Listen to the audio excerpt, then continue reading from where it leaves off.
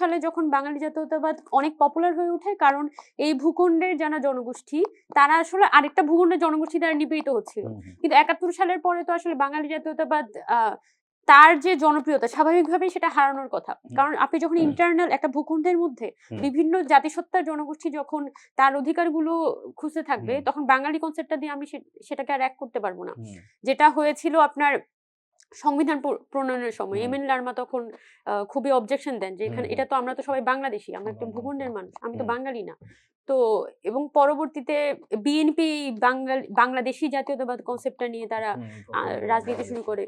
তো এই জায়গায় আসলে বাঙালি এবং পরবর্তীতে এটা রিভাইভ করার চেষ্টা করেছে শেখ হাসিনা। কিন্তু এই বাঙালি জাতীয়তাবাদ এই কনসেপ্টে আসলে বাংলাদেশ খুব বেশি দিন রান করতে পারবে এটা আমার কাছে মনে হয় না। বরং আমাদের আরো বেশি ডাইভার্স, আরো বেশি আসলে মানে কি বলা যায়, ইনক্লুসিভ হইতে হবে সকল জনগোষ্ঠীকে সাথে নিয়ে।